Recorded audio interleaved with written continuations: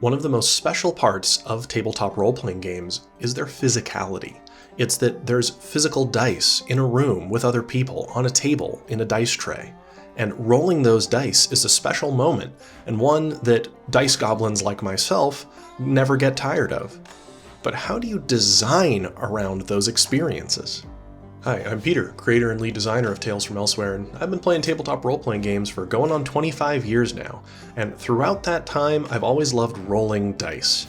Picking them up, rolling them, playing with them when it's not my turn. I'm a very tactile person, and I think there is a missing element in a lot of design conversation around that physicality. So let's roll up our design sleeves today and talk about something a little unorthodox. Let's talk about dice feel.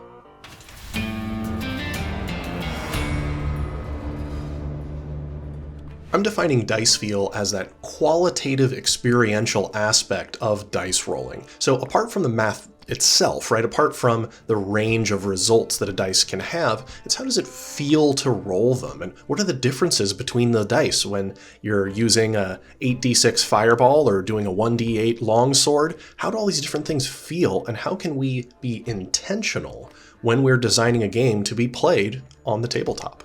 I think one of the best ways to start off here is to go through the regular polyhedrons that you use at a tabletop role-playing game, so D4 through D20.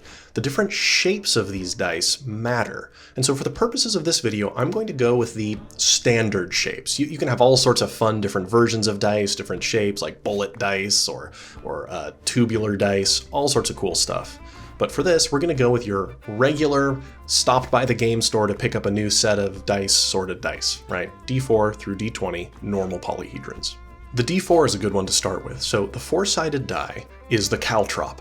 It doesn't roll very much. It's very small, very precise. It's the dagger in Dungeons & Dragons, and it feels small and sharp to use, like a dagger. And when you roll it, it doesn't roll for very long at all. It just sort of flops onto one of its sides, and it doesn't have a lot of tension built up as it rolls. It's an immediate result. The D6 is the most ubiquitous dice in all role-playing games. It's used for everything. And it's kind of a generic dice. It's the one you often see used in pools, large numbers of them, because they're easy to pick up and throw all at once. Each D6 doesn't roll a lot, but it's got a bit of a roll to it as a cube. But since there's so many of them in D6 pool games, it's nice that they don't actually go rolling everywhere like if you were rolling 8 D20s. The D8 and the D10 I'm going to lump together as they're very middle of the road. They've got some roll to them, some spin, but again, they're not going to be extremely flat like a D4 or roll as much as a D12 or a D20. These ones are often weapons and are very straightforward. And I'm also keeping the D percentile in here as that's really just another D10. These ones are ordinary, kind of unremarkable. Most people don't have any strong opinions or feelings around throwing dice of those two sizes. Now the D12, I think one of the best dice there is. It's nice and meaty. It's a big, thick die that rolls a lot when you roll it, but it doesn't have quite as many variations as the D20. It feels beefy, the D12, and it offers a nice middle ground on randomization as well. You'll notice that in Daggerheart, the game made by Critical Role folks, they used two D12s instead of a D20. Not only does that do some interesting things with a bell curve, but rolling two D12 is sort of a hefty thing to do. There's some serious meat to rolling 2d12. And now, the d20. The 20-sided die is the classic high fantasy die. It's what Dungeons & Dragons has used for many years, and it's very popular as a resolution system. But why is it popular? Let's look at a couple details on the d20 here. The d20 is a high variance dice. It has 1 to 20 as results, with a lot of faces on it. This means that it rolls a lot when you roll it. It has a lot of travel time, and it also means that it has a lot of tension. As it's rolling, you watch it roll for longer than you would a D4. It's why it's so dramatic when somebody at your table is dying in D&D and you need to roll your death save. Rolling that D20 and watching it spin and spin and spin and seeing what it might land on or maybe not is like a real Wheel of Fortune moment. And that high drama is a big draw of the D20. But that high variability, that high drama also makes the D20 feel very unpredictable. It almost feels fickle and annoying at times because it swings so high and so low. And the drama of that moment can work against the player who is sick of rolling a 5 on their d20 for the 3rd turn in a row. Now there's interesting comparisons we can make and permutations with some of these dice just in isolation. For example, to me, 2d4 feels smaller and weaker than 1d8, simply because the d8 is a larger dice, even though 2d4 is mathematically superior than rolling 1d8 if you're looking for a high roll. Or how you could convert all of Dungeons & Dragons to use a d10 rather than a d20 by compressing some of the math, and it would make the game feel less random because the d10 has a smaller feeling of variability. It feels more controlled than the d20 does, even if you kept the same percentages of success and failure when converting it down to a d10, just because of the dice feel difference. When you map these dice onto weapons in a game like Dungeons & Dragons, or anyone that uses normal hit points, the smaller the dice, the weaker it feels, the smaller and more feeble.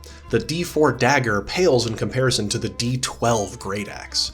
When your barbarian picks up their d12 weapon dice and rolls it, it feels big and mighty, while the rogue rolling their d4 feels small and precise, like the dagger slipping in between the plates of armor. Those differences actually have a feeling to them in the game. Additionally, some of these dice obfuscate their odds more so than others.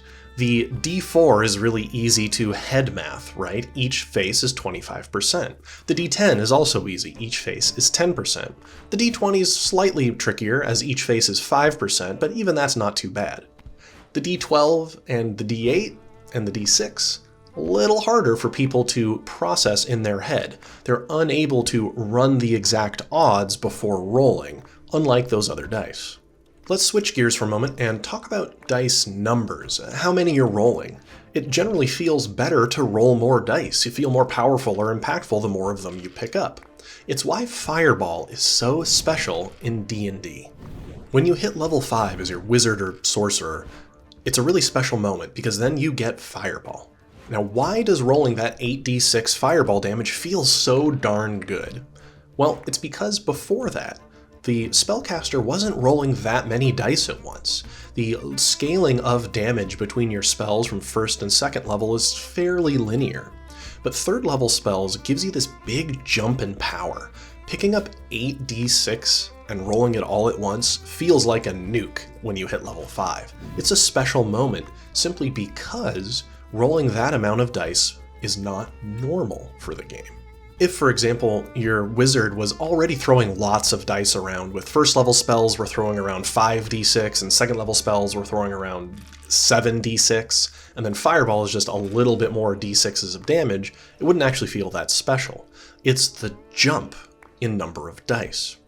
Rolling a lot of dice all the time makes it less special. And I think a clear example of this is the Genesys System. Now, I really enjoyed the Genesys System. I played in a couple Star Wars Edge of the Empire campaigns and had a blast, but the dice system really rubbed me the wrong way after playing it for several months, and let me unpack why. At first, stacking up some bonuses and rolling a heap of these funny dice at once was a pretty cool thing, processing it and figuring out how the scene would be impacted by all my different triumphs and failures and whatnot. But after a while, I found that every time my turn came around in some sort of conflict, I was just picking up this heap of dice every time and rolling it. And that became less special.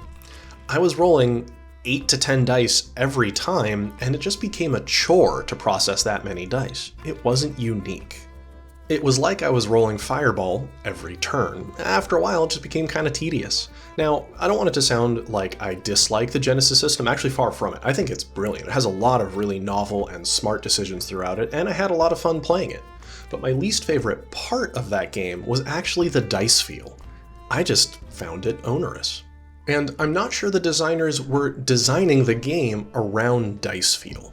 The game is very mathematically sound and very mathematically complex under the hood, but to the player, all of that math is obfuscated away. I think that's brilliant.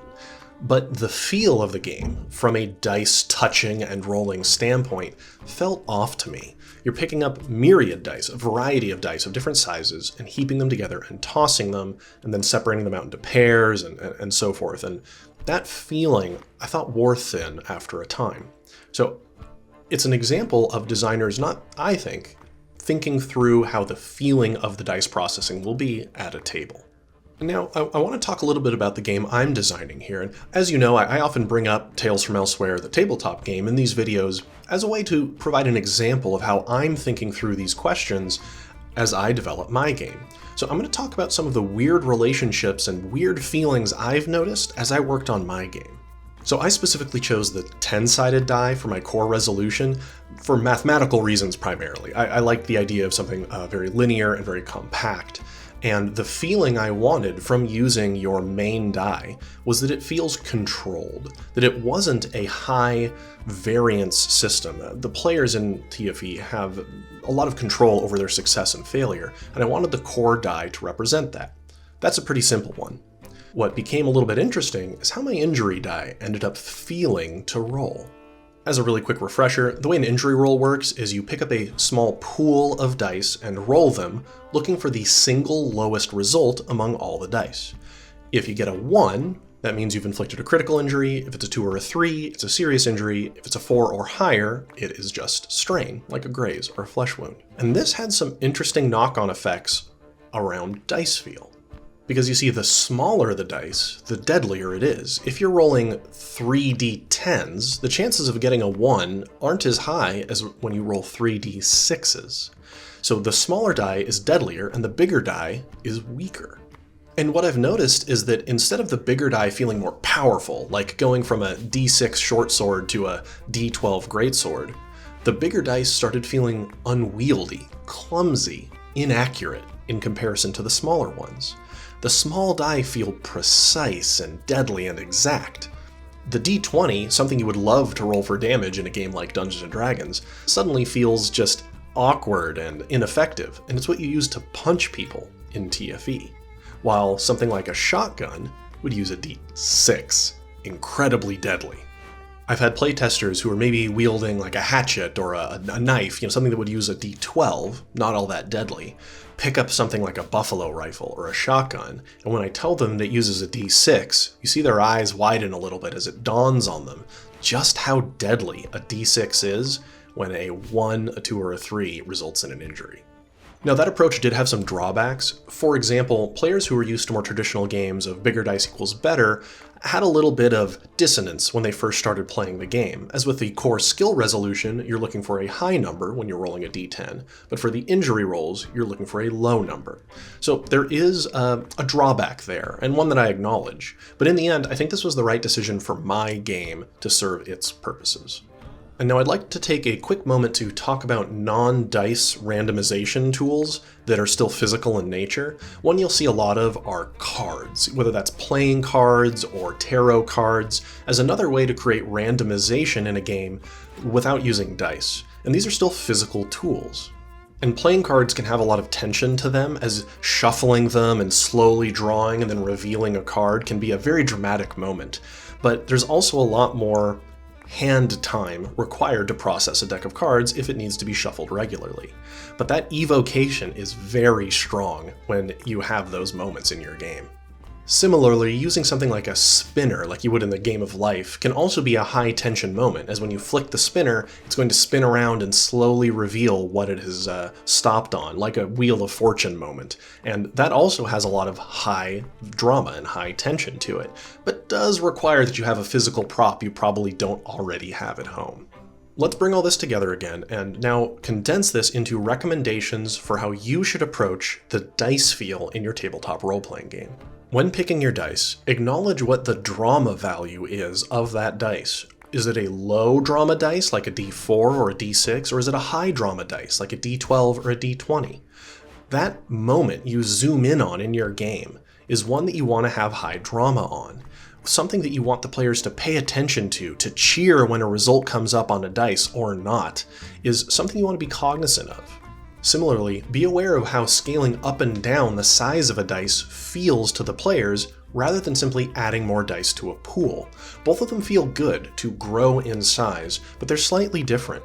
Bigger dice just have more weight to them than a couple smaller dice, and that difference won't make or break your game, but it can be fun to see how you can maximize that enjoyment via the dice itself.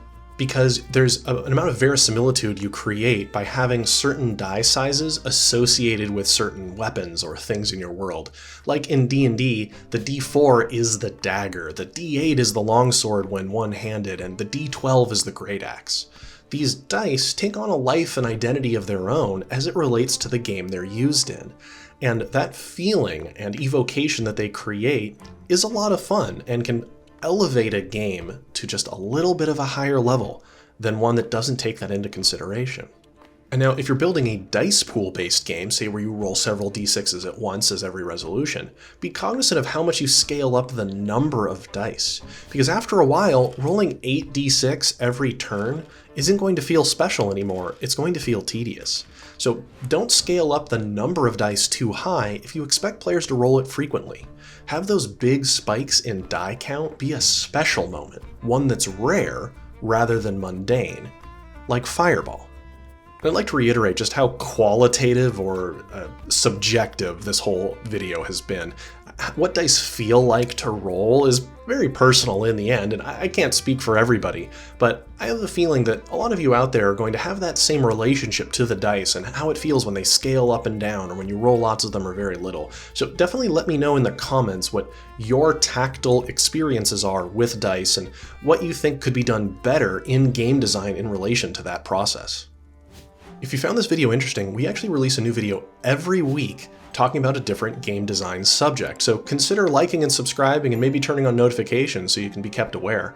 And if you'd like to continue this conversation beyond just down in the YouTube comments, consider hopping into the Tales from Elsewhere Discord server. We have a growing number of indie tabletop designers just hanging out, talking shops, testing each other's games, and generally sharing in our knowledge pool. So I'll put a link down below if you'd like to come in and hang out. Until next week, this has been Tales from Elsewhere, and I hope to see you next time.